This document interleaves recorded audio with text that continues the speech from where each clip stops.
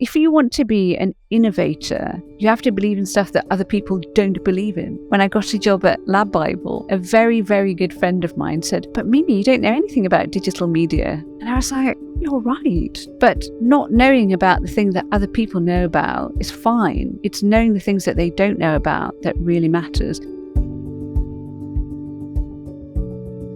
This is a horrid, bad thing for society. Lad culture is terrible. Went to the offices in Manchester and the guys were just so nice. I guess you wouldn't describe yourself as a lad at that point, or... Yeah, I think as a woman, I feel a bit differently about Cleavage Thursday than if I'm a bloke. My life was all of these things. It was love, it was loss, it was children, it was family, it was work, it was fear. Up in a little village in the north of England, our guest's story begins. Seeing her father as a doctor and expected to have a profession just like him. So your experience of this moment, which we are in theory sharing, and my experience of this moment are totally different. What you see and what I see almost don't intersect. Matter's just an emanation of consciousness. Can't leave it there. Cliffhanger. Hi, I'm Mimi Turner, and this is how I became the head of EMEA and Latin America for the B2B Institute at LinkedIn. Up in a little village in the north of England, our guest's story begins. Seeing her father as a doctor and expected to have a profession just like him. Beginning her profession in the world of media, press and journalism. Pursuing through until the point where she decided to change her vision.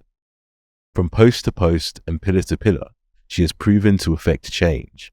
From strategy to politics and LADbible, there's no challenge that's out of her range. So now we'll have a few hours to tell her story and let it sink in. Welcoming Mimi Turner, head of the B2B Institute of EMEA and Latin America at LinkedIn. I'm very, very touched by that. That was lovely. Welcome. I feel welcome. I feel like welcomed. Thank you for welcoming me. In our own unique way with the lyrical skills of Ashley.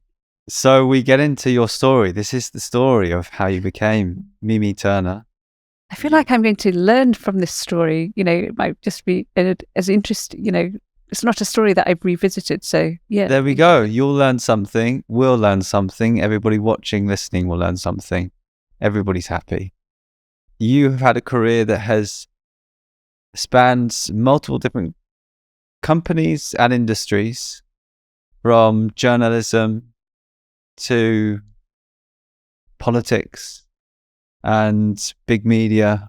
You've worked with Vice Media, you've worked with LinkedIn now, you've been at Liberal Democrats and LADbible. How unique, what a story. We're going to unpack everything. Let's get back to where it all began though. Yes, please tell us about your childhood and where you grew up.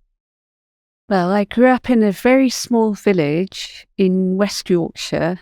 Literally, it was sort of one road and about 12 houses and a church and a little post office. My father was a doctor. He was a consultant anaesthetist. My mother was a teacher. We were the only Indian people in the village. So there was lots of difference. And I think my parents were different from many Indian parents in that they had lots of different friends. They were very social, not just within the Indian doctor community, but also in our own village community. And I think they'd always have these amazing parties every year. It was like a big thing in the summer. We'd have a summer party when the strawberries came in. It was like timed for the straw, and they'd cook lots of food, and people would, you know, all the people in the village came, and it was really lovely. And they had lots of Indian food, which was obviously quite a novelty. And I really remember that people came to the party and then stayed till about 3:00 in the morning. And then the next day, when everyone was coming, people would come back and have seconds. And I think my parents really enjoyed that. We enjoyed it too. What did that, was there anything looking back now at that moment that you think taught you something? I think my parents left India because they wanted to leave something behind. They wanted to be different from the shape of the life that they would have had they lived there. And I think they were very successful. They were first generation immigrants. My father, I think, had to requalify or had to do his medical exams, or maybe my mother had to do. He was qualified, but they came to this country with very little money. You couldn't actually bring money into the country at that time. And they had an incredibly brave life. I mean, they left everything behind at a time when you just didn't travel here and there, and built another life for themselves. So I think in a sense, my sister and I, whatever we've done is not as brave, wasn't as fraught with risk. And I think they're both brave people, but it takes a toll. It takes a toll on how much you're able to enjoy.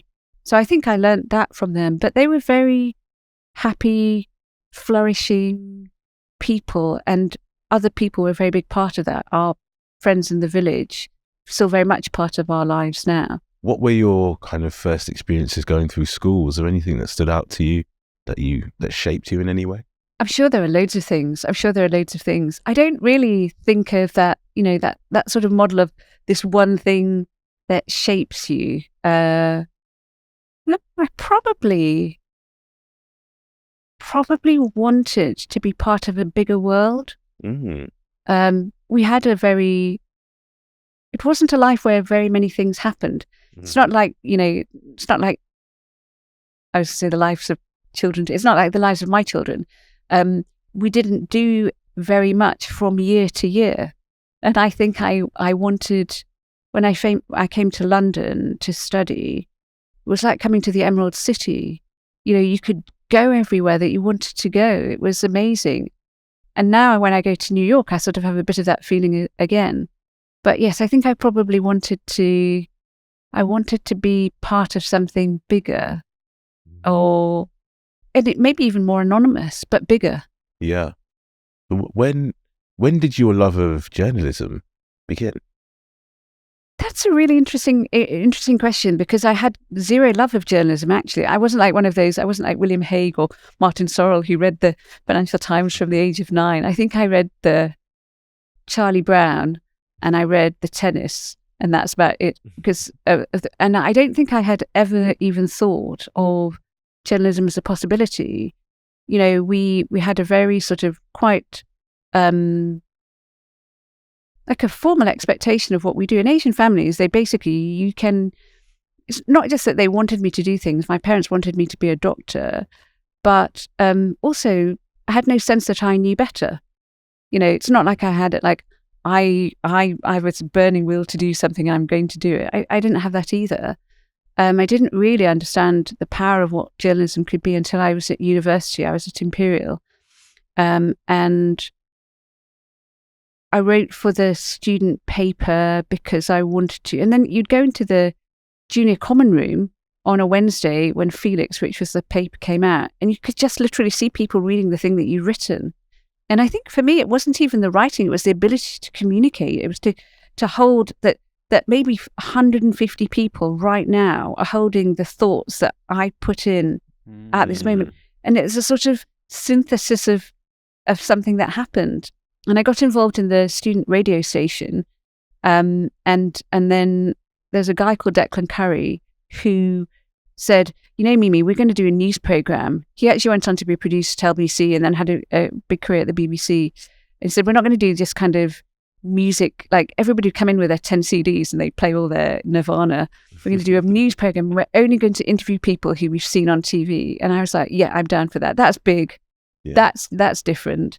And obviously because I was a girl, even though I was doing engineering, I'd get sent to do the interviews because obviously the boys could do the desk. So, but I really enjoyed that and had a moment interviewing, it might have been Michael Portillo, thinking, the whole life of everyone I knew in Kirksmeaton, which is a lovely place, by the way, and I don't want to say anything bad about Kirksmeaton, but we could just kind of fall off the edge of the earth and nobody would know. Like, nobody would really care. No person in power who makes decisions about the world would be utterly irrelevant. Whereas, and not a not particularly capable person like me can ask a person who's, I think he was the chief secretary to the Treasury, a question about his strategy and why he wants to do this thing, which is just incredible. I mean, that just felt like incredible. That for me was like a moment of possibility. What did you think it enabled you, or did for you as a was it something it did for you as a person? I think it didn't do anything for me as a person, but it created the possibility that any person in the right place at the right time with the right question, who understood the context, could elicit an answer that might be interesting or useful or relevant or visible. And I felt that was a sort of gestalt moment, that was a recognition. And I realized that it's not just like I wanted to do it. I realized I could do it. It wasn't impossible. And not only was it not impossible, it was actually extremely within reach. And I obviously, all the moments that you have of great clarity, you have the clarity because you don't know anything really. I didn't know that, that politicians will always want to be interviewed by student journalists because students are a really difficult to reach demographic, and young people don't vote, and that they'll go out of their way. I didn't realize any of that. So I didn't realize that it was easy because the circumstances allowed. I just thought it was easy because it was possible. But I would, I think if I was giving anybody career advice, I would say, seek out what you find easy. Everybody has this whole idea that we've just got to be constantly improving ourselves and learning about stuff that we don't know in order to get to be at an average level of Excel or something. I would say don't do that. Find the thing that you find easy, because not everybody will find it easy. And if you find it easy, you'll be really motivated to be amongst the best in that thing. And that's why I think that finding easy things that you find easy, should be your first question. Not what do you like, or what do you want to do, or even what do you care about. Those are interesting questions, but they're to some extent fabricated in the picture that we paint of ourselves. What do you find easy? I think is a question that's open, and I think most people can find a way of answering that, whether you think you're good at stuff or not. Because I'm not asking you about what your capability is. I'm asking about what do you find easy. So you started to gain experience within the world of journalism at university. Yeah. What happens when you reach the end of your degree? Well, I knew that this was the most important thing for me. I knew I could do it. I couldn't really see a future for myself as a civil engineer, right? I think I would have been as bad a civil engineer as I would have been a doctor. Many more people would probably not be alive if I'd actually entered any of those professions. So that was a good thing. And then, but I found my way into a job at a part of like some weird offshoot of the Financial Times, where they looked at the overnight newswires. And I thought, I need to be adjacent to something that I want to get to. Because I had this idea, I don't really want to be a trainee. I've once you've interviewed, I think I'd interviewed all the prime ministers, for over a year and a half. There'd been a change in government. So I'd interviewed Tony Blair, I'd interviewed John Major. I thought, I don't want to be some sort of gopher. And, this is what I want to do. I have to find a way of being able to do this, not learning how to do this. Yeah, you've been at the forefront speaking. I know. Another decision that I made based on knowing very little, but I had huge conviction about. So anyway, I saw an interview for a job with the Sunday Times to write for their science section, and I think the criteria were to send in 2 stories.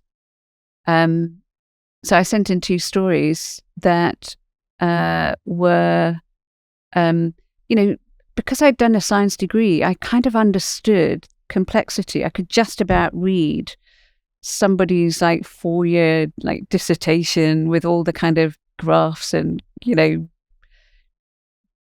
probabilistic analysis of certain quantum wave functions, or whatever it is, or biological stuff. I could just about kind of understand about 30% of that, and then find a way of telling it. So I wrote a story, 2 stories. 2 stories appeared. One was about worms eating toxic waste somewhere up in Scotland. And they actually, because it was the Sunday Times, sent a photographer. So this abstract thing that I had read about and then phoned up some people at Dundee University or Aberdeen, actually was visualised in the paper under my byline. And then there was another story which I can't even remember. That's terrible. But these, like, what was the impact for you to see, okay, I've made this random, cool, what feels a bit random, and now it's visualised. What was that doing? It had been 3 years of trying everything to make that. It took 3 years to make that random thing happen. And those 3 years were basically full of doubt. What kind of doubts? What would you be telling yourself? Like, I don't even know how to do, like, it's not like I knew anybody who'd been a journalist. I didn't know, it wasn't part of any story that I had of myself. So I felt like a kind of a crab having to get into it. But I had this huge conviction that I would be able to do it. But I think what was really interesting is that when because it also persuaded my parents that this is a viable thing, and I think they had some doubts, unsurprisingly.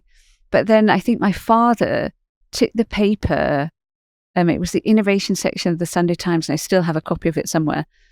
He took the paper to our neighbours, and the neighbours already had seen it because they already read the Sunday Times. That was the thing about a big paper, like everybody read it.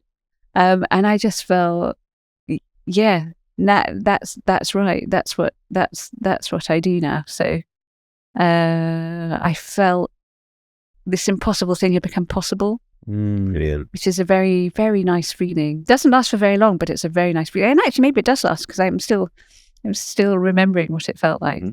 If you have goals and ambitions within your personal life, career, or business, and would like to overcome the challenges that you face, inspire people, and get to your goals faster, then a coach might be the right solution for you. Go to weunify.co.uk/coach. Now back to the show.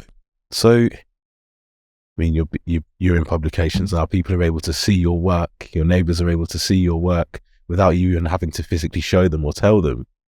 How does your career progress from here? Well, I did that for a couple of years. I wrote for the Times and the Sunday Times, which I really enjoyed. And it was so cool.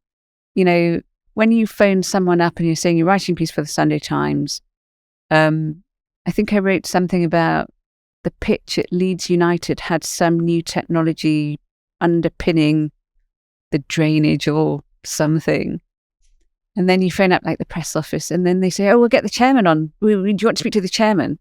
I'd be like, yes, of course, I'd love to. And I just thought this, I had a sort of a ticket to play in this incredible casino. But then I was married and we thought we wanted to have children, and I wanted to do something that had a sort of consistency. So for the section of the Sunday Times I was working for, 1 week you'd write a story about a flying car. Next it would be an amazing new cure for type 2 diabetes. The next week it would be Leeds United has a different pitch. And there was no community around it. And I thought, actually, maybe I wanted to do that. And my husband was setting up a business. So one of us needed to be responsible. And an opportunity came to join the Hollywood Reporter. The American papers pay well. They just sort of, even in journalism terms, they paid better. And I thought that sounded like something I could do. And it was as a business reporter, which I liked the abstractness of that. So even though I wanted to be a journalist, I don't think I wanted to be a journalist who knocked on your door and said, your daughter's been kidnapped. Can you tell me how you're feeling? I had no ability. I didn't think I could do that. I mean, which is a big failing actually. But I found a way of compensating for not by speaking to chief executives about why their pay TV strategy had or hadn't worked, or they said they get 6,000 or 600,000 subscribers in their first year, and they got 350,000. I found that was a kind of a question set that I was better at.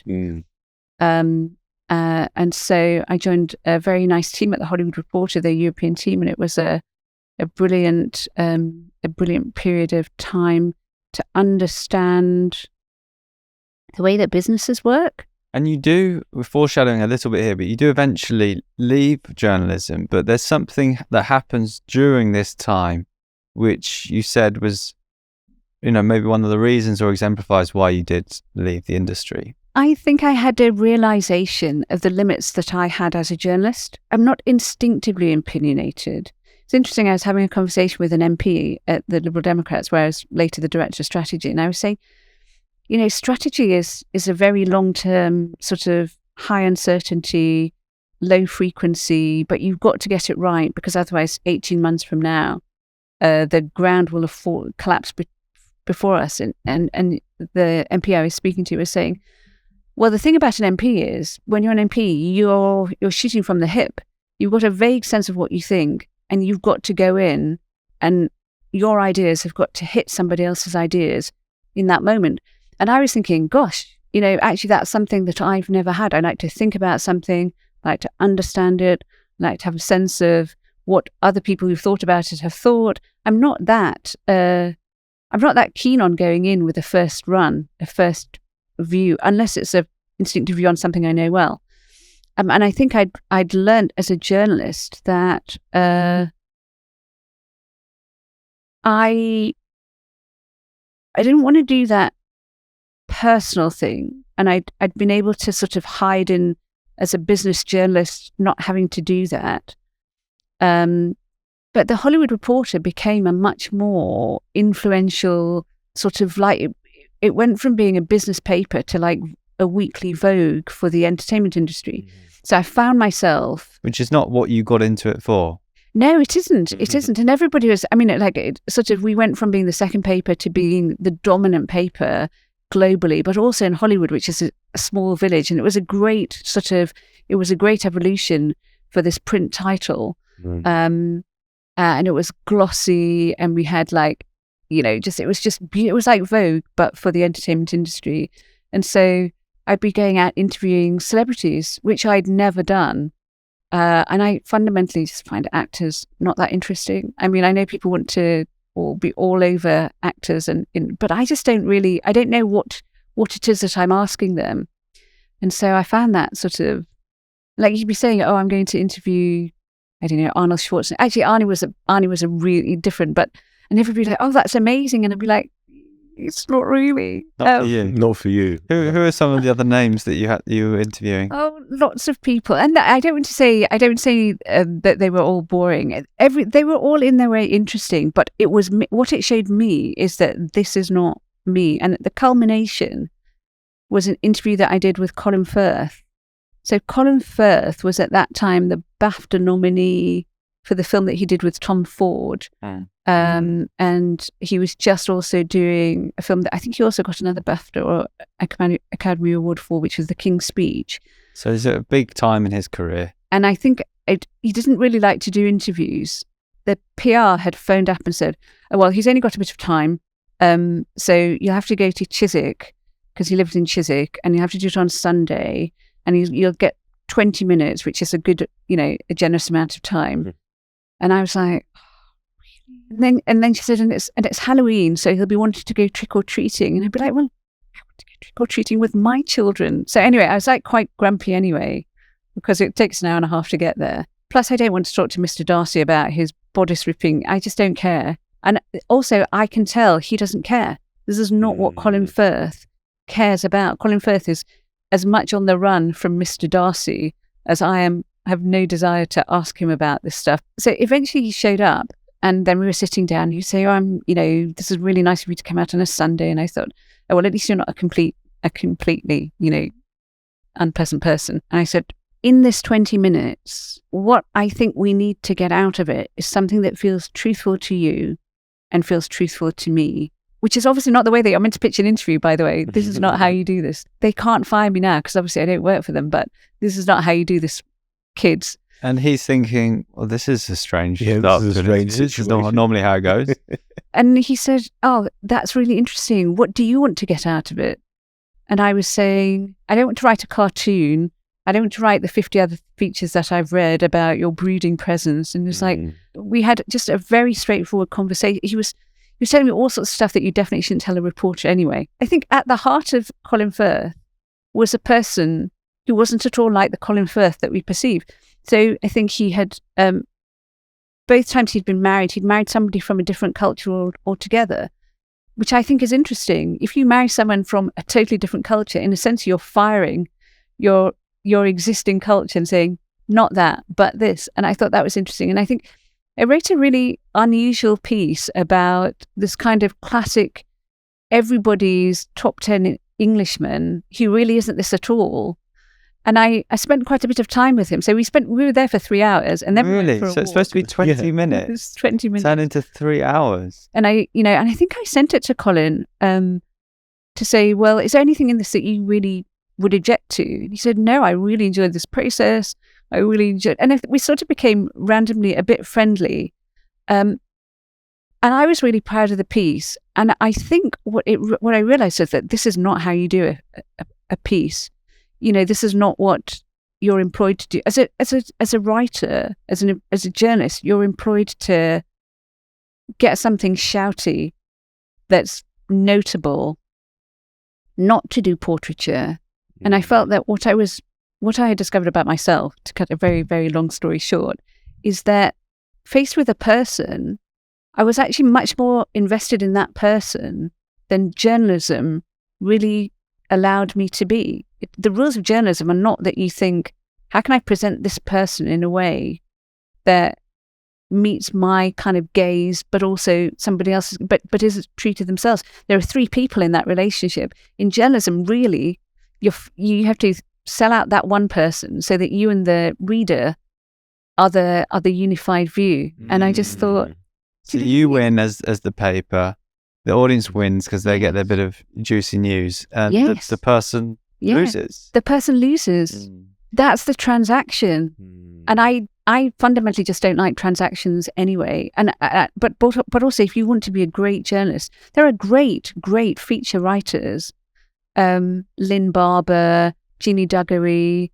They do a thing. They have a sort of ability. Joan Didion, who I think is everybody's idea, an extraordinary writer, said that a writer's job is to be there in the background and sell you out. And that I think is a writer's job. And I felt that I'm not doing that job. What I'm actually doing is I'm helping this other person to manifest their better, in fact, I'm editing all the stuff that they're telling me so that a better story for them, a better sort of, and I thought, okay, that's an interesting thing, but I don't think it's journalism. At least as it had been. And I apologize to the very lovely people at the Hollywood Reporter who employed me for so many years for not being better, but I thought I'd be very happy at that kind of the craft of what a story ought to be in order to make it work. So you come to this realization now. And I guess you're at some kind of crossroad, or let's say you're standing at the shore looking at the sea. What boat do you then sail off on? I think if it had happened that I'd come to a realization and then I'd decided now I must look for something, and then I'd made other things happen, I think that would sound more logical. I think what happens is all these things happen at once. So I have this realization that I'm a counterfeit.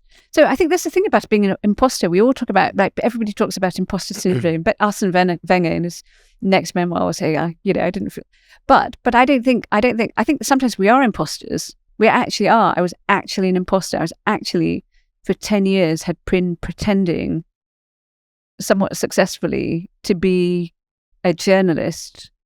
And then I realized that the thing that I found easiest was a different thing. But it didn't really happen that I decided to move and change. I just was there's a sort of a period of where you feel really bad that you don't fit. You don't fit in the thing that you thought you were a fit for. This kind of niggling feeling that you've had for a couple of years, that maybe you're not good enough to be amongst the best because you don't have that thing. It's actually, it's a furball, and now you've coughed it up. It's just not a good feeling. It's not like I felt, I've got this kind of massive realization. This felt like oh, that's really bad. I felt really bad. And then actually, I had the one thing you do as a journalist, especially as a business journalist, is that you meet a lot of chief executives as a business writer on a paper like the Hollywood Reporter. You meet entertainment, TV, production. You meet a lot of people in that space, and you have relationships with them over a long time. So you kind of get to know people. And I think I got to know people because I'm really interested in business. Even as a business journalist, I wasn't the one who wanted to say everything's terrible. I wanted to understand why it hadn't happened. And the thing that I'd done at the Sunday Times was to take a peregrine falcon eye view of a complex system, a complex interlocking system, and to understand just enough of it to write 600 words that an expert could not prove to be wrong. Right? And in journalism, you have to be right. Somebody can sue you, or just write a letter to your editor saying, oh, that thing that you said is not factually correct. And that's like, you can only do that 1 or 2 times. Luckily, I never did that. I never had a challenge or a complaint or a thing. You have to be right. And that sort of peregrine falcon-eyed view, which I didn't value at the time. And when I finally left journalism, I didn't really know what I'd learned in journalism. I didn't think I'd learned anything that I could take forward. But actually, it was really important, because it gave me the one thing that I haven't had enough of, which is fear of doing something different. Right? So I have all sorts of fear about my capability, about my place, about all sorts of stuff. But I never seem to be scared enough to not do something new. And when I got a job at LADbible, a very, very good friend of mine said, "But Mimi, you don't know anything about digital media." And I was like, you're right. But not knowing about the thing that other people know about is fine. It's knowing the things that they don't know about that really matters. And I had a very solid sense that I would be able to add value in those situations. It turned out that I had been talking about Channel 5, which had been bought by Richard Desmond. So Richard Desmond owned the Health Lottery, Channel 5, The Express, The Daily Star, a couple of other magazines. And I'd been talking about his entry into the UK TV industry on CNBC, and I thought he would make a big difference. ITV was about 66 pence a share at that point, really, really tanking.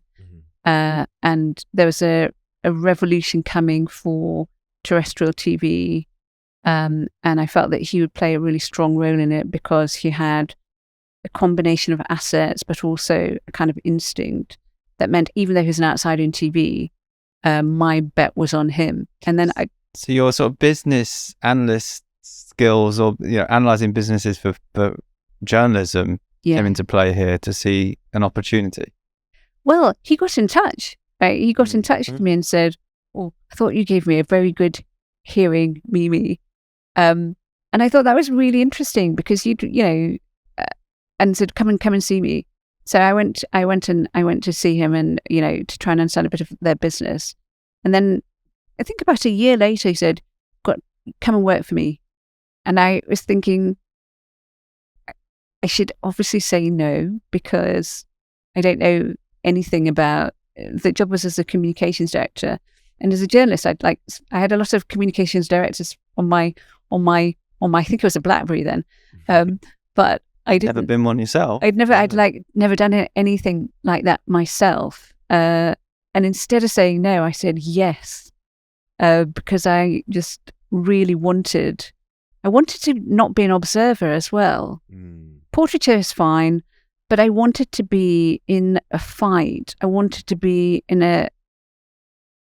on a side for something. And I think Richard Desmond is quite often on a side for something. And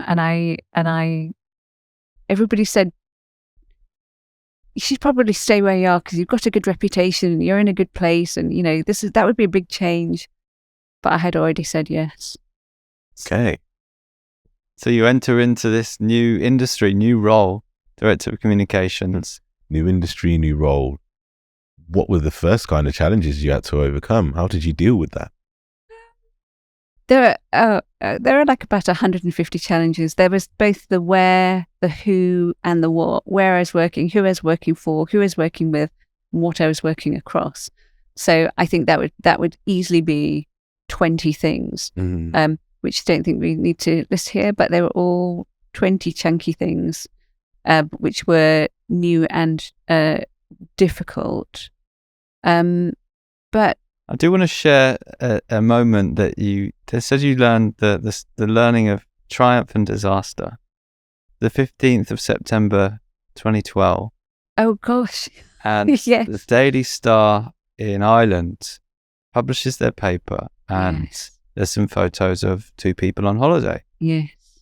And these people happen to be the Duke and Duchess of Cambridge. Yes. On their holidays. Yeah. And they photograph and publish photos of Kate Middleton topless sunbathing in their paper. Yeah. Walk us through the events of that from your perspective. What happened? Well, it was a Saturday, so I was just about to go out shopping with my daughter, and I had 3 or 4 calls from the editor of the Daily Star Sunday when I picked up my BlackBerry, and I thought, I knew that I had to get back to him about some health lottery something, but I was thinking, 4 calls on a Saturday? That's a bit much. Oh. And then as I was just picking up my phone, it rang again, and then so the editor of the Daily Star Sunday said a few expletives, and then just outlined the situation to me, which is it's about to be everywhere. We need a comment.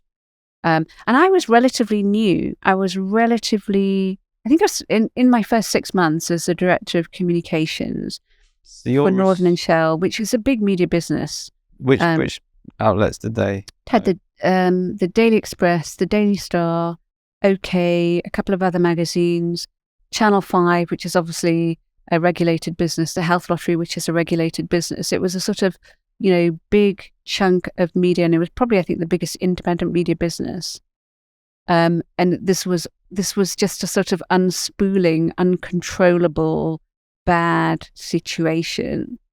So one of the papers that's owned by the company you're director of comms with has published this. Well, it was a license deal, so I think we obviously owned the paper and we licensed some content, but there was no day-to-day editorial oversight. It was actually done by a different media company altogether who actually ran the editorial. I think if I remember correctly, we would supply a certain amount of UK content and they would provide other Irish content so that it made it relevant. So it's almost like a sort of franchise deal. And, we'd never have any sort of editorial involvement in what was in their front page because we had enough papers to be trying to work out what was on our front pages.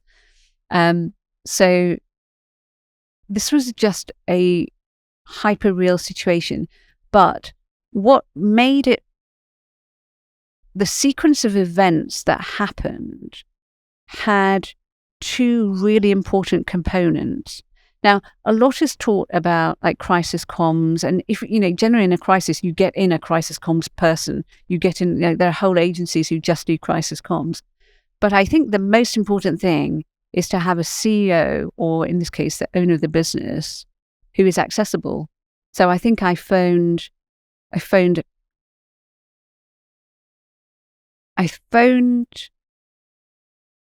my immediate boss, and then he phoned Richard, who's the owner, and within about 20 minutes, we had a caucus and a view that we're going to come out very strongly against this. We had to go out with a very strong, clear position that this was not our decision and we were against it. And actually we were, absolutely abhorred the actions that had been taken and would take all the steps necessary to fix it. And so this. I read your comment from the day. Can I just, so my daughter was about 11 at the time. I put the TV on, obviously, and I was in the living room, and then she came in and said, Mama, you're on TV, and it was that sort of real, and it was, I think I was in some sort of flow state of, slow, but I think you said something like, we absolutely abhor this activity, and we have no, we don't support it, and we're going to do all that we can possibly do in order to correct it, and we apologize unreservedly. That's what I would be saying. Very, yeah. I mean, it probably is very accurate. I've only got one piece of it, but we abhor the decision of the Irish Daily Star to publish these intrusive pictures of the Duke and Duchess of Cambridge, which we, like St. James's Palace, believe to be a grotesque invasion of their privacy. You need a boss who has the conviction to act, because if you hedge at that point, you're done. And then you get to the end of that day, and I think so much adrenaline, so like your phone is going off the hook, like a billion people are calling. I think about 3 phones at the time, and every single one of them was like, send them this, send them that, send them the other. And you can't delegate really, unless, I found it difficult to delegate because every one of those things sort of needed an imprimatur of us. And also by the time I was acting, I wasn't delegating. But at the end of that day, it only worked because organizationally our structure was capable of having a very powerful response, which was, this is a terrible thing to have happened, right? That's number one. And then the other thing is there's a lot of luck. If we hadn't been able to get somebody on the phone, if they'd been traveling, all sorts of things could have gone wrong. What's interesting is the response from the editor of the paper that published it, and what he said. He said the Duchess would be no different to any other celeb pics we would get in. For example, Rihanna or Lady Gaga. She's not the future Queen of Ireland. So really, the only place this has causing fury seems to be in the UK. And they are very, very tasteful pictures. Well, there are a number of different views about that. I'd refer you to the earlier statement that we made, which set out a viewpoint. And I think there were some transformational changes actually after that. But it did show that you're very often in a crisis situation in charge of, you're perceived to be utterly responsible for something over which factually you just have very little control.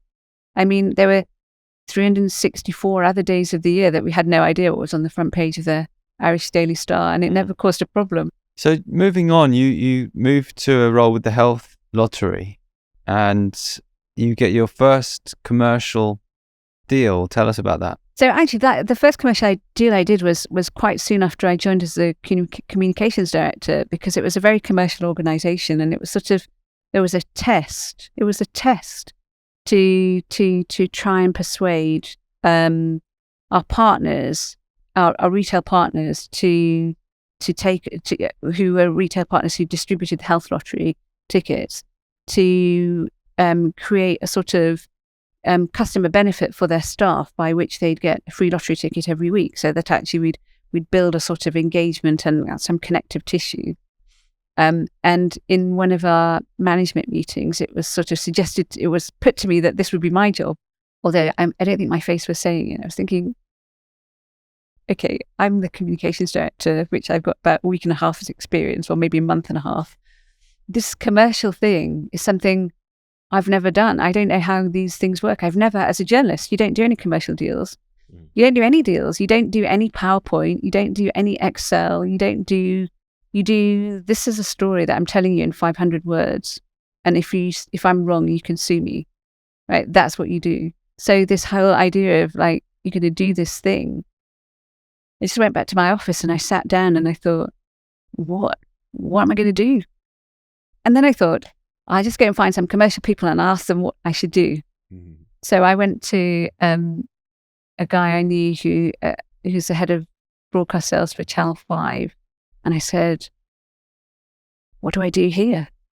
And he just he looked at me. It's like, why are you doing this? And I said, because I've been asked to. He was the first of about 10 people. He just was looking at me like, you're a dead man walking. I cannot help you. I cannot, Oh, no. There's nothing. I'm not going to be able to tell you how this works. And he tried to be really kind about it. And what he said in the end was, he said, the thing about any deal, Mimi, is that the value in has got to equal the value out. And then I thought, well, that's okay. The Health Lodge has its own salespeople. I'll go and see them. So then they were like, who are you? Like, because I didn't understand sales guys and the relationships that they have with their partners, which they defend utterly. And I think the guy I went to see was Sicilian. He's quite a big guy. And I said, oh, this is the thing I've been told that I've got to do. I've got to get it done. I've got to persuade, retail partners to buy health lottery tickets for their staff as a sort of bonus. And he was like, so just run that by me one more time. You want to do like a couple of £1 million worth of business with my clients, and I'm not going to be involved with that, but you've come to ask me for my help. At which point I realized that like a whole other nuance of, how not to do this sort of had become apparent to me. Fast. So I sort of walked out of his office backwards. He's now got an eye on you. But my boss was extremely commercial, and I think just wanted to know what everybody's made of. So I'd had about 4 of these conversations, and I'd had enough. And I confidence each time. Every time I was just realizing one other dimension of stuff that I had no clue on. My husband picked me up at the station, and if it had been a bad day, I'd sort of be in tears in the car. And if it had been a not so bad day, I'd be in tears in the house. But that day I was like in tears in the car. And I said, everybody's just looking at me like I'm so stupid. I cannot bear it. And I was really angry. And I was like, I'd had enough being looked at like a moron, because I also secretly believed that they weren't wrong. They were like, what am I doing this? These are people who have a realistic view on this stuff. And in their eyes, I see nothing but hopelessness. So it's almost like there's them saying you can't do this. There's your boss saying you have to do this, and you're stuck in the middle, dealing with it. And I kind of sort of, I could see why the guys who thought it couldn't be done, because if it could be done, they'd know how to do it, right? And they're the guys, they're the experts. And they're experts. And they're the experts. Never done this before. Expected to do something nobody else has done. I got cross. And John said, because John actually had run a business and had done a lot of sort of complicated things. And he said, well, what is the value in and value out? And I said, that's actually really interesting. Because at that time we were running a promotion, which is a very odd promotion because it's very costly. So I think if you matched 2 tickets, you won a ticket for the next week's draw. Lotteries are all based on a lot of statistical frameworks, and the chances of winning are all down to the number of combinations of a series of numbers. When you looked at the whole analysis, like you looked at not just a week, because we'd thought of things week for week, but we were trying to, the deal with supermarkets, we'd need to do a deal over a year. So the number of people who matched 2 tickets out of 7 is actually quite a substantial number. And then when you added up the probability of all the other, winning, whatever you win, where you got 3 balls, 4 balls, 5 balls, 7 balls, all the different balls, you add up all the statistical probabilities. I think we wrote a bit of code to work it out. We had this kind of revelatory moment where I realized that over a year, half the people in any group of people who bought a ticket every week would win a prize. Like, maybe not an enormous prize, but they'd win a prize. Quite good. Yeah, that's And good that's that for, if you want to take that to like the HR director of a supermarket that has 450,000 staff that they're constantly trying to not unionize, keep motivated. This is a motivation machine, because not only are you going to win, it's not like when you buy a lottery ticket on your own, it's just you and maybe your neighbors, but this is like a sort of a pool. If somebody else wins, you'll know about it. It'll create enormous mental availability for the brand. People will remember it. It will have conversation points. And what, half your staff are going to win, is a really strong message. And then I thought, now we're cooking with gas. Now we've got something that I would want to buy. So you discovered what the value in and value out would be. Value in, value out. And it was an analytical thing, which was the thing that I knew how to do. And, it was all there already because these were promotions that we already had in marketing. It was just putting the things together. And then so I had the answer. We went to see another big retailer and they were like, well, actually, I kind of like that's not a terrible offer, but it's just not for me. But even though they said no, I thought, what we learned from that is that we're just pitching this to the wrong person. Let's find the right person. Then I went back to my boss and I said, look, I need to pitch it to this person. Can you make that meeting happen? So he did that. And then we went to the meeting, laid it all out, and they said, you know what, why don't we just try that? That sounds good. And then that was my first commercial deal. And I felt, yes. I felt this is the thing that I thought I'd been hiding from for like basically half my career as an observer or a practitioner or a painter or, actually when it really came down to it, I could put it together and it was a great feeling. And I realized that actually there's something in that process that I really like. I still wish I could pitch that deal. It's such a great deal. I wish I could pitch that deal to lots of other people, but we sold it and it got over the line. Are you an agency or brand that would like to work with our production company, Unity and Motion? If so, contact us at unityandmotion.com. We produce commercials and social content for brands such as Chanel, Amazon, Reebok, Harrods, The Ritz, and many more. Now back to the show. What's your advice to someone who's faced with a task at work that feels outside of their remit, feels like outside of their skills, comfort zone, capabilities? What's your advice to them? Try everyone you know and just keep trying. I think what I didn't know then is that process of just feeling like you're the world's stupidest person for believing in this, or trying to do this because you basically think you lose the conviction. I mean, all the people who looked at me like I was a moron stopped looking at me like I was a moron, right? All the people who thought this is never going to happen thought it may be. But the fact is I didn't know. And maybe there wasn't, I was lucky. This is what I mean about luck. You come away with the feeling that I made that happen. But imagine we hadn't been running this terrible promotion that actually cost us a lot of money, but actually gave us the narrative that we needed. That would have been a different thing. Maybe there wasn't a value in, value out, but it turned out that there was in this particular case. So I think just leave no stone unturned. That process of feeling like a moron is really painful. But there's a chance that you can turn it around. There's also a reason. I would say, I think earlier in my career, I would always go for that. I think I'd also say it's worth trying to understand why nobody else has ever done this.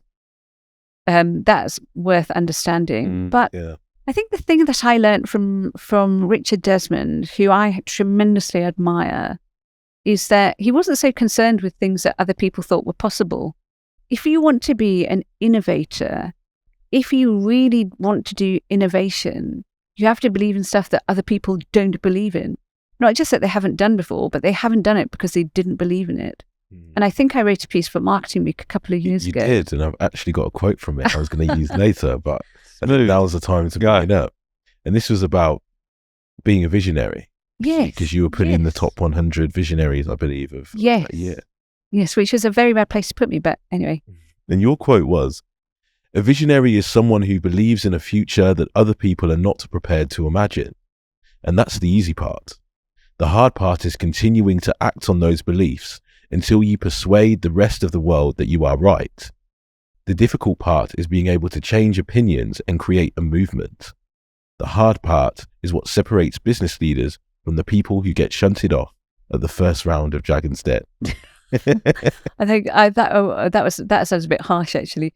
But I have been around, have worked for really visionary people, and I find that incredibly exciting. So Richard was one, Solly at LADbible was another. Actually, my current boss, Jan Schwartz, is a truly truly capable of innovation.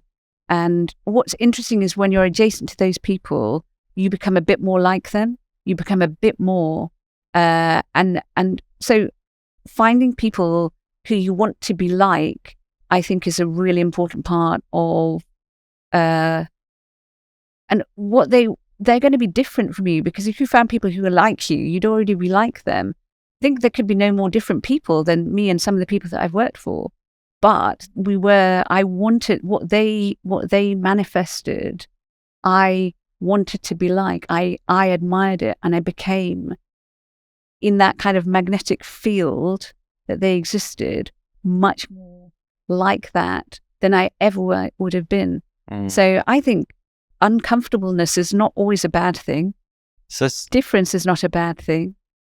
speaking of uncomfortableness and differences, this is we get to a time where LADbible enters your life.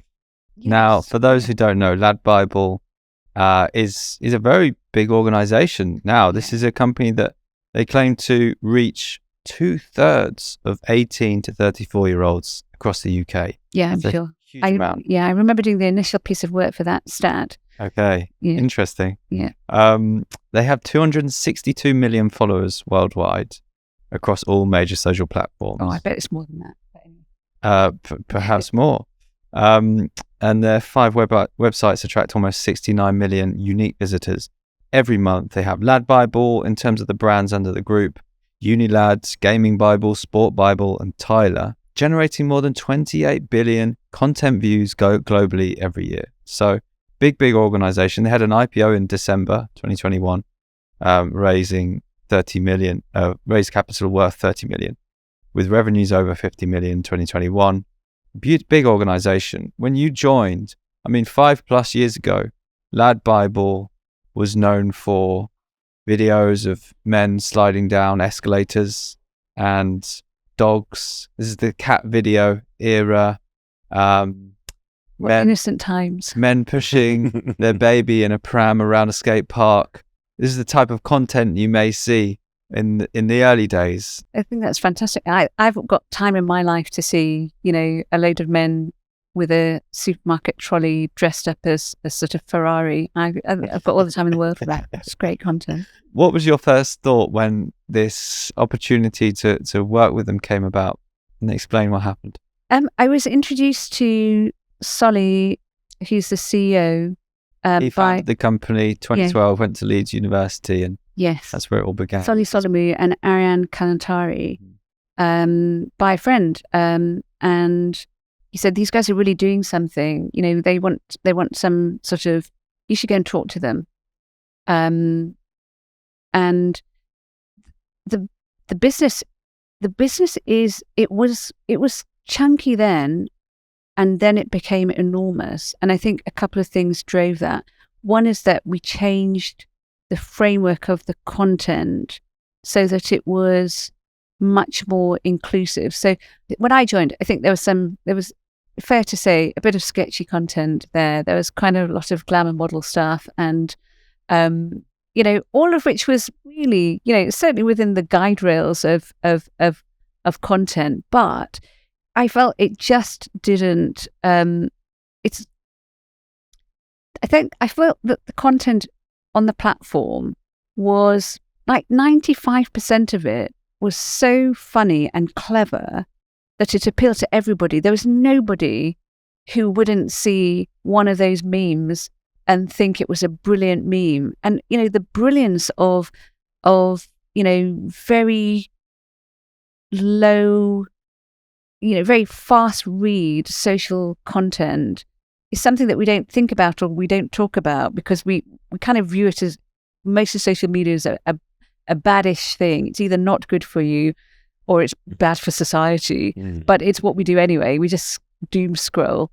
It was a very, very, very interesting business because it was based up in Manchester. Everybody was like 23. It wasn't in the London world, and so he'd got to sort of a chunky state. I think I had 7 million followers who were very passionate about the brand, in a sort of invisible way. And to the extent that anything was known about the business, it was that this is a horrid, bad thing for society. Lad culture is terrible. Lads are terrible. There's an epidemic of, horrible male behavior on campuses everywhere. And I think these guys are responsible, which is a sort of, a view of sorts, but didn't really match up to the reality. What matched up to, I went to the offices in Manchester, and the guys were just so nice. I think they was this when you'd got the job, or you went to just meet them? I'd met Solly and Ariane. I'd met Solly in London, and we'd had a long conversation and about what he wanted, what he thought about the business. And he's a very serious and thoughtful person. And I thought, I could definitely go along on your vision. I mean, I know he was 23 then, I think, but it didn't seem like 23, or at least he seemed that he understood his world. And I'd come from very traditional media, like this print interesting media. thing. Traditional media. I guess you wouldn't describe yourself as a lad at that point, or but Nobody. what was your first reaction though?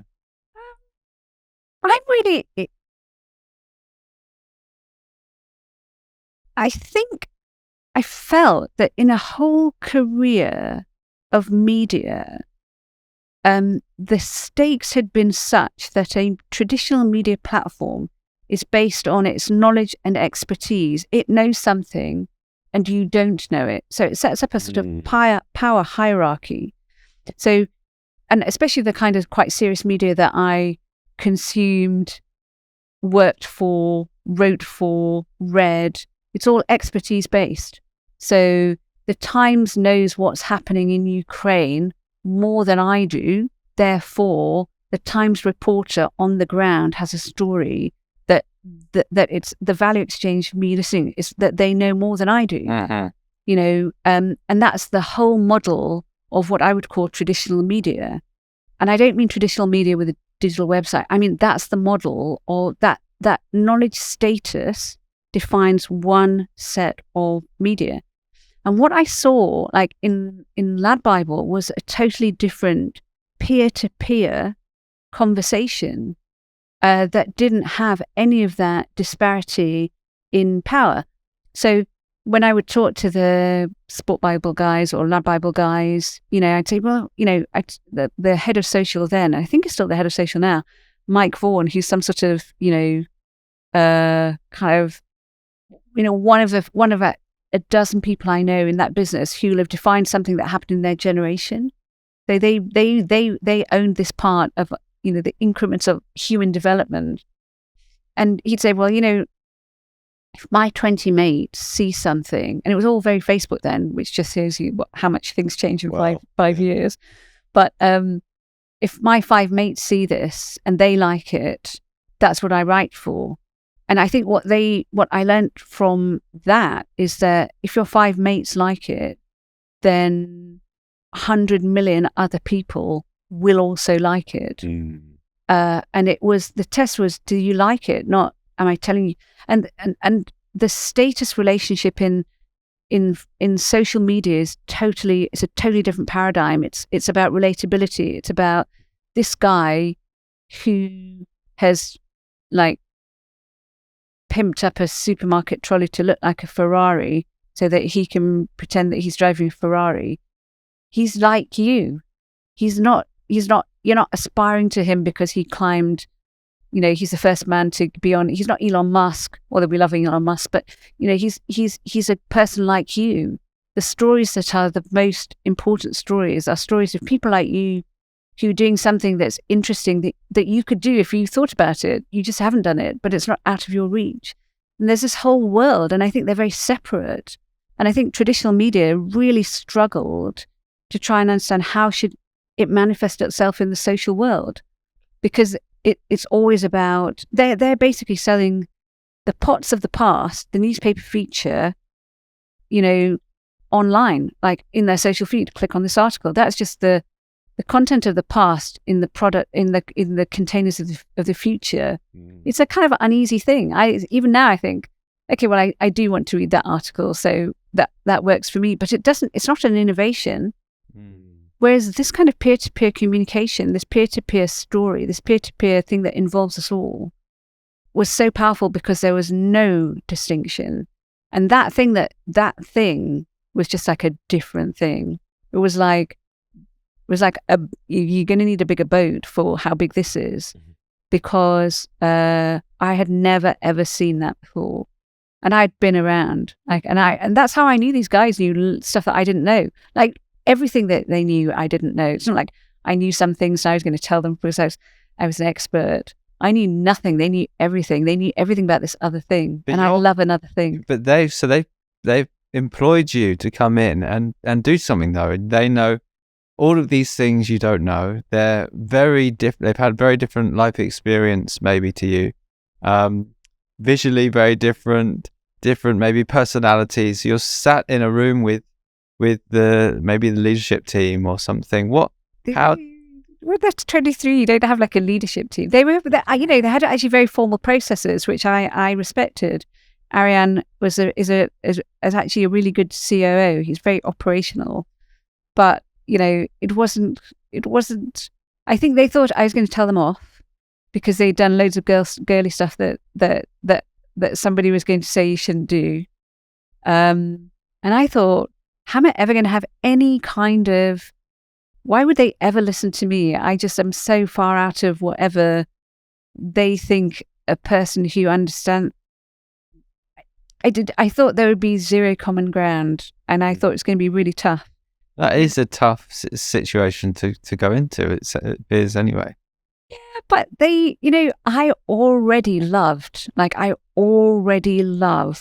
what they did. I loved exactly what they did. And I think I wasn't there to say, do what you do differently. I was just saying, like, if we take this bit away, it opens us up to all this bigger stuff. What was this bit?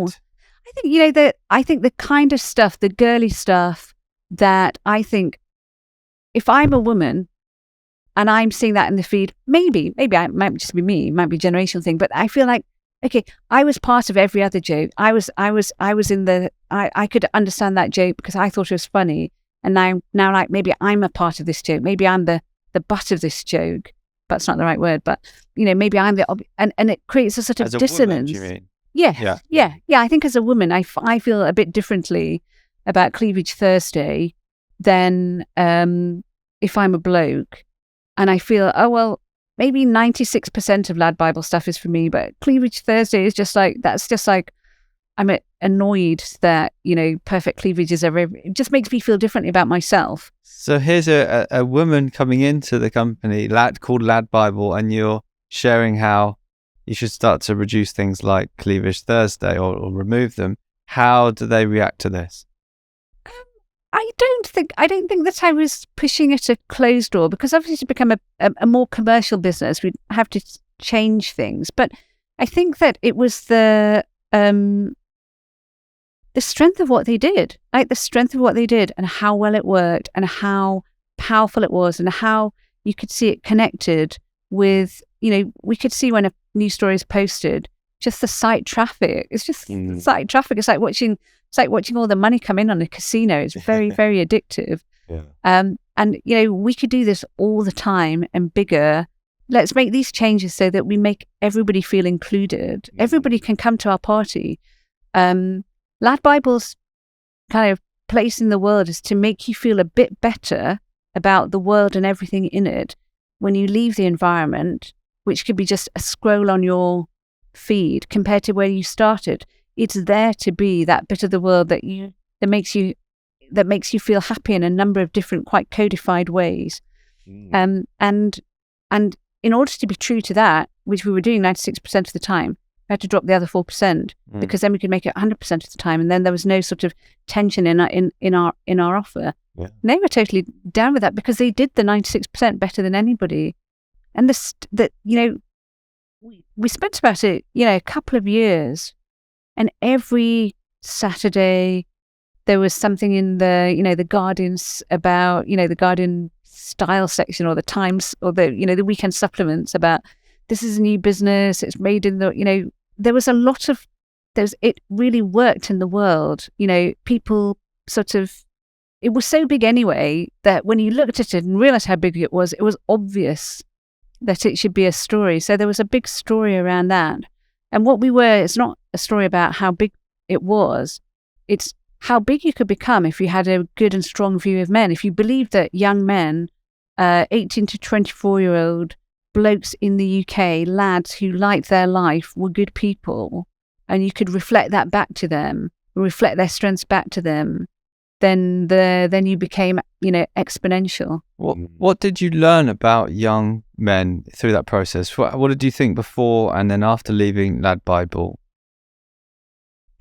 I think before, as I say, I had no real there was no intersection in the Venn diagram of the life of Mimi and the life of a 21-year-old lad. There just wasn't. I understood women of 20, not to, whatever age I was at the time. I think I understood the corporate world. I understood senior executives. I understood business a bit. I understood all of that domain. You put me in a ring with one of those people, there's some intersection. Nothing, literally nothing. And they were so generous and so kind and so welcoming and so patient. And I remember I used to sit with the Sport Bible guys because they were really good. James Parrott, who ran Sport Bible, I think Parrott's still there, and Joe Biamonte. And then I think Parrott was trying to explain to me a meme with Mesut Ozil. It was like when Mesut Ozil wasn't playing, and he was trying to explain that. And so, Parrott, I know that, I get that, I understand it. They really stuff that even I understood, right? Because it was that obvious. They just were very kind about trying to explain it to me, and I felt how loving, how really nice, and I felt I'd do anything. These guys are the best guys ever. I feel much better as a woman about men, I think, than I would ever have done if I hadn't had that experience. I remember the times like when they were the old LADbible as well, because I followed them, and it was at the point where sometimes you might get in trouble as a man if your partner's next to you and they say, "What's that?" "Oh, I'm just on LADbible trying to style it out." Yes. But then it got to a point where she'd be sharing stuff with me from LADbible, and then I was like, "Oh wow, this is really growing now. It's not just for lads kind of watching a bit of this and that. It's for everyone." So I think that was well reflected in me kind of as a user of the. That's so interesting. That's so interesting because I vividly remember, I think very early on, I did a piece on 5 Live with Sybil Roscoe, and because they were up in Manchester, they're up in Salford, and they were both having a kind of a bit of a laugh, like, aren't you just all about Cleavage Thursday, and isn't it really tacky, and isn't it? And I was really bullish because I had now, like with the health lottery, I had a card that nobody else could play against, and I was saying, we probably know more about young men, and we have more of an engagement and more of a kind of understanding of their sentimental horizon, what they like, what they support, what they're willing to do. We had data scientists to unpack all this, and actually we have a story that maybe you haven't heard, but our story knocks your story out of the park. I didn't think I said it exactly like that, but your story is... Your story is that there's a great deal of strength, generosity, support, humor, that humor is a good thing and a positive thing, and there's a tremendous great warmth that you wouldn't know if you weren't looking at our data outputs in the way that we are. But when we look at them, when we analyze, the language that people use when somebody says something is like they're upset about something, when we look at, what we see is a story where you want the other guy to win. I think maybe that's it. And I had not really understood this ever. You want the other person to win because they're like you, and you have empathy, which I think media don't like men. We don't like young men in our society. We're quite suspicious. We think all of them are sort of trouble, really. And well, maybe like 0.1% might be trouble, really. Everybody else just has to live with that. You look. What is your message for people who do have that perspective, given what you've learned? I think that our society needs the next generation of men who are not necessarily all on the Goldman Sachs investment banking program to feel good about themselves and to feel part of society and to not feel excluded by society. Because if they do, that's bad for everybody. And if they don't, it's good for everybody. And the sheer amount of goodness that I experienced is not some sort of fluke. The data's not a fluke. My personal experience is not a fluke. Their generosity is not a fluke. It's not random. I think it's just part of a story that we don't hear very often. Even when you talk about the empathy that you saw on the platform, that's a really important factor, I think, for men to just have a space where they can be empathic to something, or to share, to share in a victory, or to share in, to share in something that happens in life, outside of their day-to-day life that they can connect to. Yeah, and we saw so many interesting things. So LADbible audience was quite young. I mean, this is going back 5 years, so it's not, this is not about the business at the moment, because I don't see any of the analytics, so I don't know. But we watched all the analytics, and there's a guy called Sean who's the data scientist, and he and I worked on loads of stuff together, and he's a great guy. But even stuff like, so for like when you're 21, 22, you don't necessarily think of, I mean, I don't think you think of being a parent, right?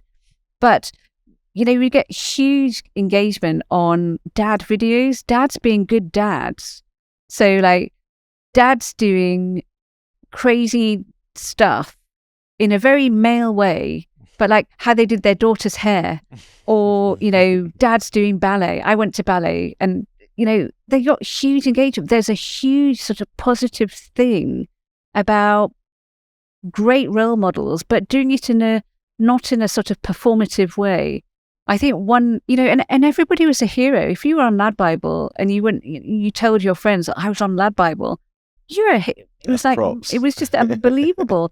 There was this, I don't know whether it was Wolverhampton or not, but somebody worked out how to peel a potato with a Dremel, with a drill that goes round. You just attach the thing and it peeled the potato for you.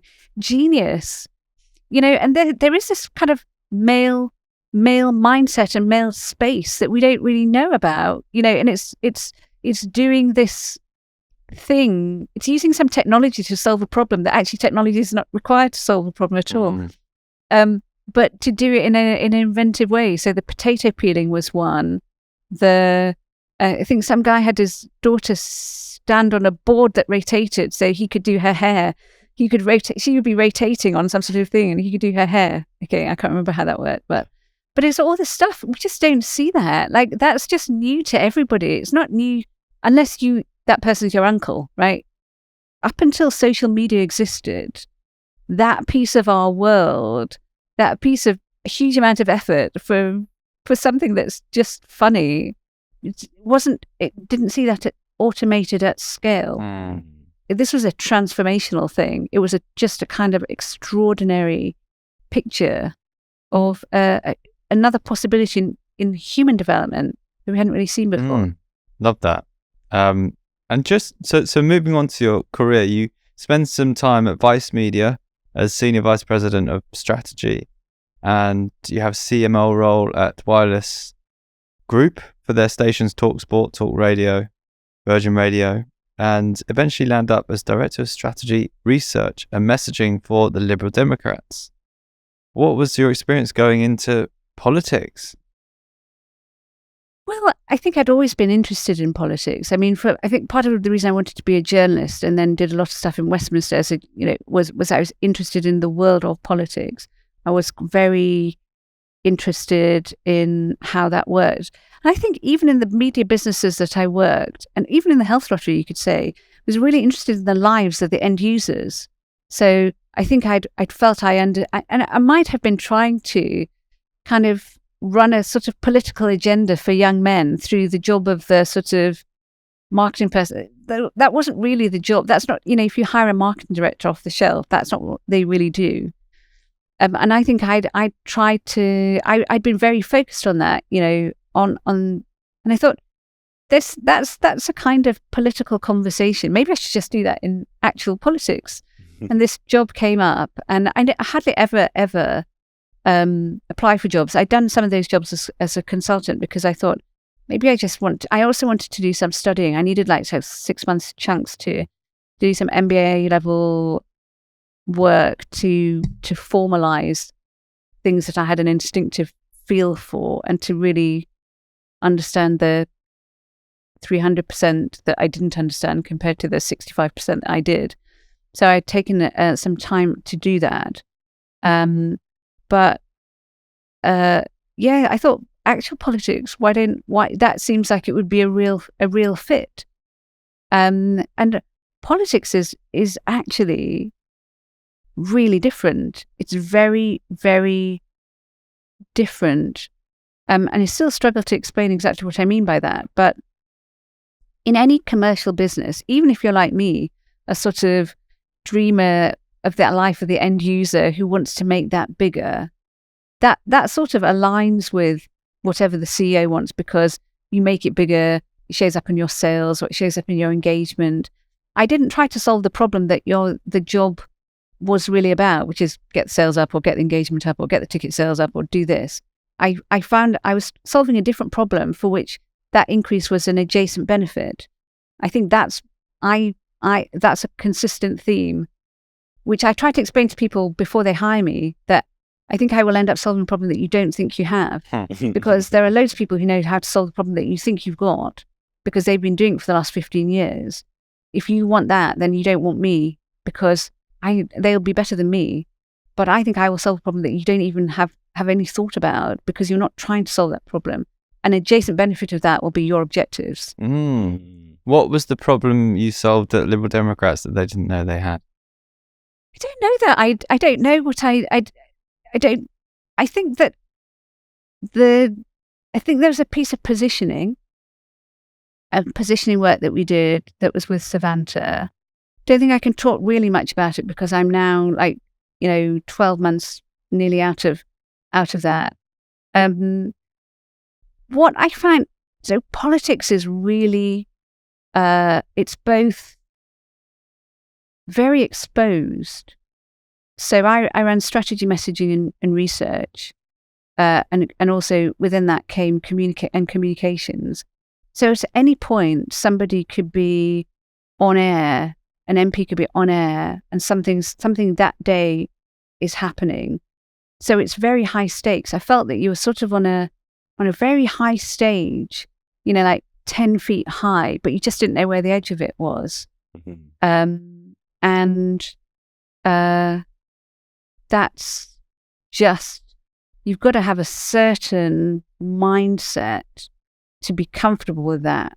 And I think MPs of all parties, of all stripes, are, they're doing that every day. It's kind of scary.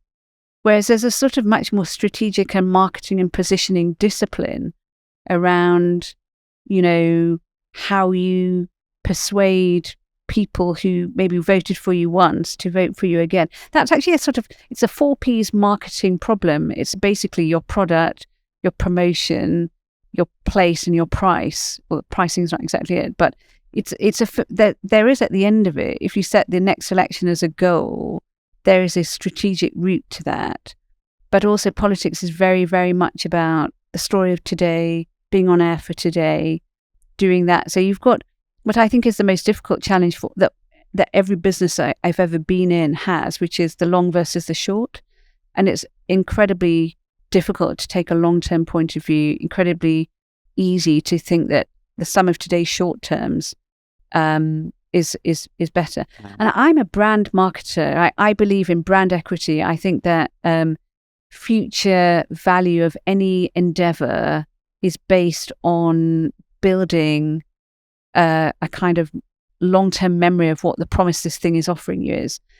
And I think, but Liberal Democrats are very much local, and a locally based organisation. They're local heroes who get things done in their own environment. And I think that those are just two different viewpoints. And so Ed Davey is, I think, the best man in politics. I love Ed, and he's got a really good team around him. And he's a person that should be a leader. There should, and I want them to do really well. But those don't know who he is. Just explain who he is. Yeah, he's the leader of the Liberal Democrats. Yes, but and he's a very, very good guy. And I think there Lib Dems are really on a winning streak. But I think the expertise that they need in that job is actually much more local and sort of almost like a feudal family. It's much more like this. The seven kingdoms in politics, and especially because it's a membership-based organisation, that it's committees and groups and individuals and people who have basically 30 years of knowing each other. That's how the organisation, the organism functions. And it's Game of Thrones. So many things are like everything, but there is a bit of that, and I think that's true. And so, is there a huge need for a strategic brand thinker? I think that I'm not sure. Mm-hmm. I love the successes that they've had. Cheshire and Amersham while I was there, and subsequently Shropshire North, and put some money on the Lib Dems winning Tiverton, but it's a different sort of, it's much more campaign and locally led thing, and I'm a very national, simple, straightforward messaging. That's where I've been successful. That's the thing that I find easy. Well, not easy, but that's the destination I can get to. Yeah. Grey Matter's new business tip for today. Speak at events, webinars and podcasts. You know your stuff, so share it with the world. Your potential clients will be listening to your expertise. If you don't have the confidence to speak publicly, ask one of your team members to get involved. Grey Matters is a straight-talking business development consultancy that empowers agencies to position, market and sell themselves for new business success. You're now at LinkedIn. How does this business differ from the other organisations that you've been a part of? First of all, it's very obviously bigger. I mean, it's a much bigger organisation, and it is, it's part of the daily lives of about 800 million people. It's become a part of our vernacular. Like, you reach out, you connect to people on LinkedIn. I think LinkedIn has probably depositioned the business card industry entirely, and it's become sort of a global repository of our professional identities and our professional conversations. So it's absolutely fascinating to be part of that organization and to start to understand it, because there are lots of, big organizations have big chunks of things. So understanding the different component parts of the business is really interesting. And this is a company, again, just to give a sense of scale for people listening, 18,000 employees around the world. I think it's probably even more than that. Really? Yeah, I think it's probably more than that. Revenues of over $10 billion in 2021, it was reported. Yes, because we're obviously part of Microsoft, as a Microsoft bought LinkedIn a couple of years ago. Amazing. So we're part of an even bigger organization. Wow. And it's very exciting to be part of a sort of a West Coast tech product-led business. Is a very different experience to being in a sort of for someone who spent a lot of time in sort of European media businesses. I think there's a different model. I think at any point in the last 2,000 years, you can sort of, in a European model, predict how battles are won, how people behave, how things are going to happen. Everything from the Normans to from the Romans, the Normans, and to the Italians, French, how we've colonized a place. They kind of give us a sense of what we now use in strategy. Those are the mental models that we drive from. And I think tech businesses are a bit different. They have a very global sense of connectivity. Ours is a very global feeling business. It's 20,000 employees, but it has a really strong culture. Everybody has the same sort of sense of culture and values. If you talk to people at LinkedIn, the culture and values of how we treat each other, what our priorities are, how we trust and care about each other, that's the primary thesis of the organization. That's how it does the thing that it does, which is creating economic opportunity. Mm. What have you learnt while working there that might be interesting or valuable for others to hear? I don't think it's something that I learnt there, but I think that the culture of an organization, its idioms, the way it behaves, are a competitive advantage, if not the competitive advantage. One, because they help you predict what's going to happen in, how the organization will do something. I know that when LinkedIn wants to do something, it will do it with a total commitment to respecting members and members' interests. That will be the priority. That's an idiom, which is a distillation of a culture and a value. So it makes us predictable. So big, but predictable. And once you are able to predict what you will and won't do, that's the foundation stone for strategy. So I don't think I only learnt that here. I think the idioms of organizations define their outputs and also how they're about to achieve those outputs everywhere. But I think it's very clear here how powerful it is. And, it has to be powerful because in a tech business, the world of product and product cycles changes very quickly. Global scale changes very quickly. The people that who become members grow very quickly. So you need to be able to lay down some preset beliefs that define your actions. So why did this job you have now make sense for your career path and for your skill set? The important thing is I learned in different places. So I work for the B2B Institute at LinkedIn, and I'm the head of EMEA and Latin America.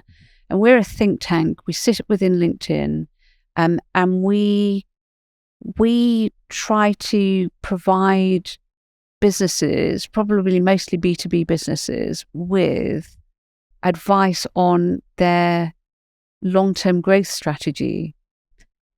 We work with external academics who are very interested in the advertising, marketing, strategy space.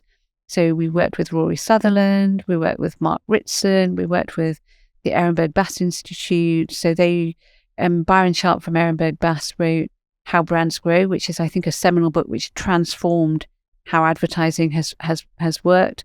And I think we come up with mental models that are relatively simple and easy to understand that help business owners get a sense of how they can better run their marketing strategy. Because marketing, as I believe it to be across a whole set of things, marketing is strategy. Roger Martin, who's another incredible intellect that we work with, who wrote a book called Playing to Win, co-wrote it with A.G. Lafley, who was the CMO at Procter & Gamble, I think. Roger Martin talks about marketing is strategy. Marketing is not some sort of, visualization of a business's strategy. Marketing in its truest form is the elements of product, price, place, promotion, and it's integral to growth. Marketing is growth. If you understand how to balance long-term growth that you have to start building demand for now and harvesting the current growth that's basically the growth that you've achieved because your category has told people what it does for the last 2.5 years, that's the sweet spot. And I think there's a huge opportunity for, whether they're the world's largest B2B businesses, or immensely fast growth businesses like Snowflake or Stripe or Salesforce. I think there are some others that don't begin with S, but, S3, or Square, or, fintech businesses. There's a huge kind of range of businesses that are being birthed by a kind of cosmic soup of AI, big data, cloud. These are the businesses that are going to define the next century. And unlike the B2C brands that we know, they don't focus as much as they could on building brand equity. But brand equity, which is the unfair reason that I'll buy your product, the reason I believe your product is better, is a huge opportunity. My colleague John Lombardo, who's the head of research, says he's really obsessed with Moneyball. Do you know the Moneyball baseball film? Yeah. So Billy Beane, who's I think the general manager of the OAs, which is some baseball team, says, that they're a kind of failing team and they've just lost players. And he says there are rich players, there are rich teams, there are poor teams, then there's 50 feet of and then there's us. And you're trying to pick players as if we could compete on a kind of fair, level playing field. In my whole career, I think every success has been from discovering an unfair advantage. An unfair advantage. If you're a challenger brand, you need to find the unfair advantage. And I think B2B businesses have huge amounts of unfair advantage. And actually, that's why we think that there's a tremendous amount of growth. So we work with lots of enormous businesses, but also with tens of thousands of smaller businesses who don't see themselves as being the greater opportunity. But I think that we can help them. And the research that we put out is about helping them. The way that we work with some of our clients is about helping them to recognize that this change in behavior will lead to these much greater rewards. And it's about unfair advantage. We don't spend any time thinking about that. Whereas actually, it's very, unless you're already a rich team or a rich player or in the top 5% or something, you need an unfair advantage. Talking of things we don't think much about, this is a great segue, but we had a conversation before this about yourself and your story, and you mentioned things about quantum science and consciousness, and these are things that you're interested in and know about. Tell us about, I've got here a line about quantum science. It may even reveal how everything in the universe, or multiple universes, is connected to everything else through higher dimensions that our senses cannot comprehend. Okay, I think the reason that we had the conversation was because I think in the process for this, as storytellers, the device of storytelling is to pick out a moment, a series of moments to string together, just like the lights that you can't see, but on that string, to series of moments as if that was the predetermined narrative. And I think that's a very powerful idea, especially now in a social media driven world where we tell stories about ourselves all the time. We've learned how to, I can tell you a story of 4 moments in my life that made me the person that I am. Unfortunately, whilst I can tell you that story, you can hear it. If I believe that story, it's not really good for me because that's an entirely fictional representation of my world and my life, because those 4 moments were set against 36 million other moments, which were basically relatively banal, or I did something stupid. Probably more of my life will have been defined by the fact that I failed to read my calendar properly and thought it was Wednesday instead of Thursday than any of the great moments that I'm telling you show me as this kind of amazing, person from which other people should take inspiration. But I something like 80% of our life. Well, I mean, 80%, if you're lucky, 80% of your life is full of quite boring moments, right? And I think when you have children, you are washing up, your life is, those are the things that really sort of, we are what we spend most of our time doing. And we don't spend most of our time being these magic moments that tell our life story. We spend 4 moments out of all of our life doing that. And the other moments are the real moments of who we are. But I think it's a little bit damaging to think in this way because we get trapped in these sort of filaments of our story, like the person who did the deal, the person who discovered that they weren't very good at being a journalist and made something happen. They're lovely stories, but it's not really the way I think of life. And I think why we talked about a sort of a quantum view of the world versus a very Newtonian classical physics view of the world. So this moment-to-moment thing, fixed, deterministic, predictable, and ultimately wrong, is a sort of Newtonian classical model. It only exists within a certain narrow parameters, doesn't work for the very bigness of the world, doesn't work for the very tiny things. It works within a narrow range. And I think our whole experience of life is much more along a quantum model of position. So your experience of this moment, which we are in theory sharing, and my experience of this moment are totally different. What you see and what I see almost don't intersect. I just take it on faith that we feel like we're in the same moment, but your experience is very different. You can see all the horses around, can't you? The place that I'm in the universe and the place that you are determine our whole experience. There's a writer who was a physicist, who's a quantum physicist, who worked with Einstein, called David Bohm. And he wrote, towards the end of his career, he wrote about his theory of the implicate order.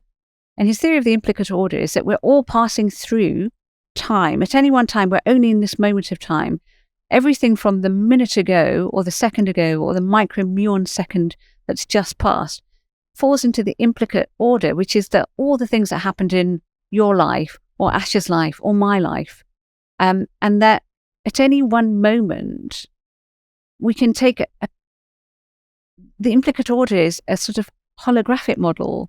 So rather than it being the sum of all these moments, and I just pick these one moment like Polaroids out of the magic bag of my history, actually they're all merged together. If I take one moment, it's a holograph. It's got all of the different moments in that one filament. And I think that's actually a much better way of evaluating ourselves. Am I this person who did this or that? I don't think so. At any one moment, triumph and disaster, I think to your point, can happen. I better not have my whole mindset based on being a triumphant person, because otherwise I've got nothing to combat disaster with. But if I look at a sort of a holographic, all these things happened, some good things happened, some bad things happened, some terrible things happened. I was good at some things, I was bad at some things, I was found out in some things, I moved on to some other things. That's, for me, it's a much safer sort of mental space to view whatever next that I don't know. And so there's the filament model. David Bohm said the filament is not the implicate order. The implicate order is the implicate order. The filament is a moment. But if we take that one moment and then expand it into sort of so it's kind of like a filter across everything, we can tell a story, but that will not be an accurate story. The reason I left journalism is because the thing that happened in the room and the story you told were two different things, because you are appending facts to a predetermined narrative line. Storytelling is really powerful, but it's just not how we live. It's not what really happens. We shouldn't tell ourselves that story, even if I'm telling you that story because it's easy for us to understand. You can get a sense of it. So if I tell myself that story, I'll be trapped in 4 moments of my life. My life was all of these things. It was love, it was loss, it was children, it was family, it was work, it was trying, it was fear, it was a moment of success, it was forgetting that moment of success and then trying to have to build it all up again. This is what it is. And that's why it gets easier as you get older, because whether you think about it in a sort of implicate order sense or not, eventually you just think, oh, well, I've seen that before, I've seen that before, I've seen that before, I've done that before, and it becomes easier. It's very difficult when you're young, especially if you are surrounded by people who give you these kind of filament-based stories, to see a future for yourself. Everybody needs to take a deep breath and, wait 5 years, you'll figure some stuff out. Whatever you figured out in 5 years, you'll use. It's much better advice to give to somebody young than, I made this amazing thing, that my story was so consistent and the narrative line so strong that unless you got a narrative line, you don't have a future. These are very poor messages, and I think that it's very hard. It's hard enough to be young now, but it's even harder if you have a filament model that tells you that you have to be able to plan it all out. I feel that that's a bad message. Well, thank you for bringing a unique and different perspective to it. And I guess that is the relation, is that our life, all the events are connected from start to finish. There is a connection with it all. Just like as quantum physics talks about, that all the matter in the world is connected as well. And if you just pull one part out of it, you can't describe the whole. Matter is just an emanation of consciousness.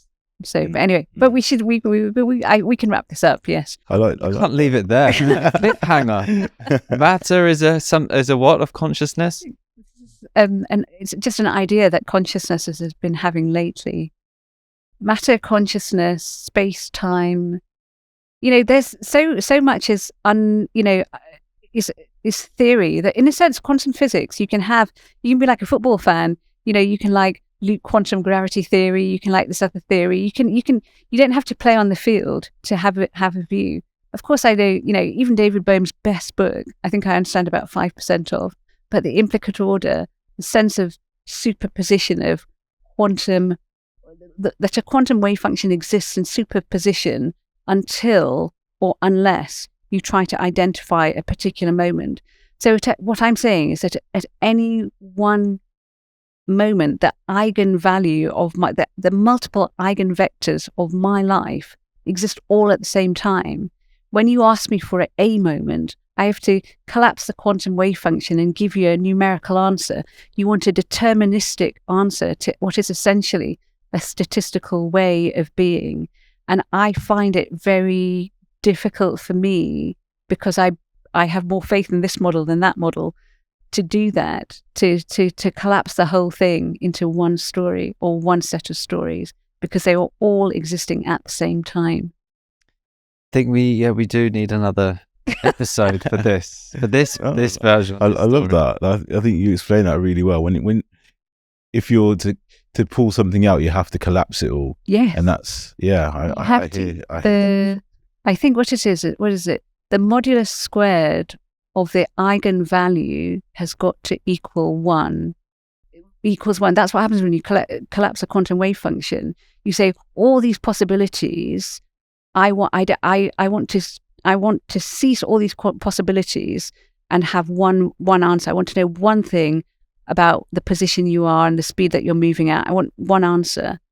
And I think that the one answer model of the universe is a little bit more risky than the everything at the same time and multiple possibilities model. Yeah. But people who know more about quantum physics are just going to be coming in, and there's going to be even so much hate. The haters are going to hate. Well, it sounds like you know a fair bit, or you've thought about it a fair bit. So. I've thought about it a lot. Yeah. I've thought about it a lot. I think there is also a lesson there in that, if everything is connected, that every action that you take on this, while you're on this planet, every decision you make does affect everything else. You're part of the whole. And they're all mitigated by other stuff. The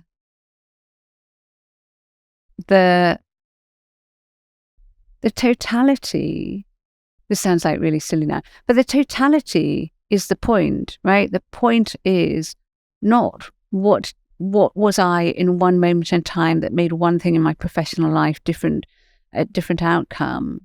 I think for me, the totality is, even in that moment, I was all these other things. Because you're asking me for successful stories, and I also, that's why I don't really think in terms of success or failure. I had to really think, even if I've done really terrible things, I think that I just shove them into the implicate order and forget them straight away, because it doesn't really help. If you've missed a penalty, the last thing you want to do is to kind of, think about it a lot. Nobody has that's what sport is so amazing. Sport is so amazing. And sportsmen and this kind of sports mentality is a terrible thing.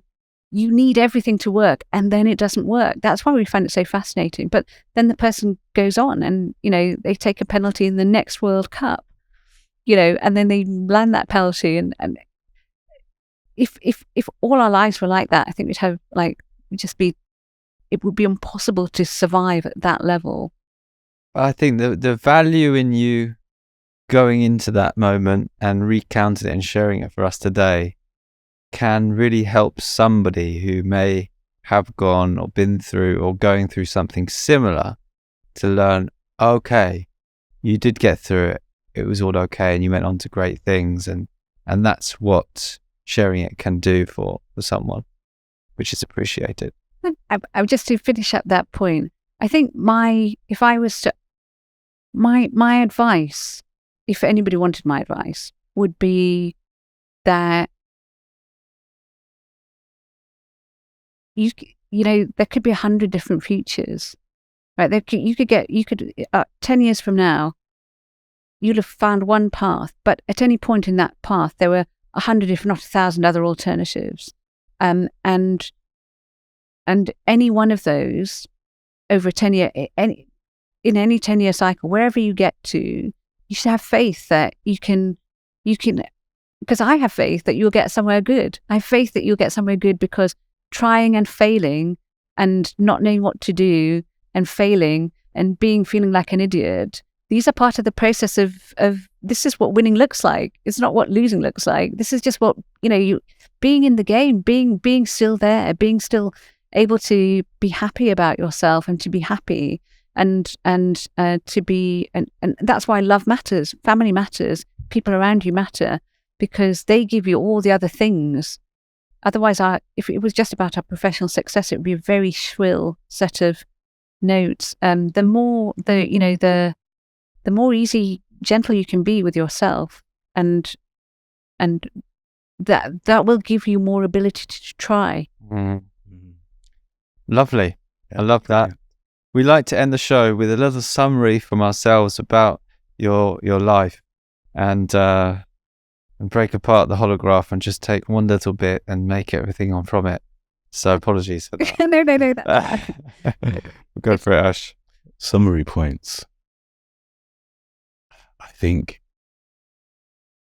think parts of what you shared today show that there can be a lot of perspective shift if you're able to be in an environment and learn about, in your instance, it was like lad culture, let's say, to learn about an area of society of people that you didn't know anything about. There can be a lot of wealth in learning and having an insight into what really makes them tick, what they really care about. You can learn a lot through that. I think that's a really big one that I've taken from your story, from someone who's able to see what you've seen and then reflect it back. I think that's a massive one. And also how you can be put in positions sometimes and not know what you're doing, or not know the nuances of it. And half of it is you've just got to be brave and try some things to see what happens. The other half is to ask for advice of people that are experienced in that area, to gain certain insights that can assist you in gaining the experience you need to fill that position. And I would say that your story is great for somebody who, let's say somebody is faced with a task that they feel completely unskilled for, or they're entering into an environment where they feel completely disconnected with the other people. Just picture Mimi Turner walking into LADbible for the first day with lots of young men who maybe don't have a different life to her, and having a great success of it and having a great time and learning so much about things you didn't know before, and gaining a different perspective on life. And it all worked out great. And if you can do that, then many other people can do great things. And also the commercial deal, not having that role at all, having everybody going, nah, sorry, Mimi, I can't help you here. You're on your own. And then just working at it, working and finding the opportunity, making it happen. There's some great lessons there for people, that if you feel like you can't do it, then think of Mimi, and maybe you can. Well, it's been really lovely sharing some stories with you. And I think if they help somebody, that's great. There's probably a whole set of other people who are supremely qualified to do all the things that I just kind of didn't know about because I wasn't qualified. So there are lots of people who know how to do those things. But I learned a lot from being in situations where I had really no reasonable right to be, and did actually be able to bring something. So it's not for everybody.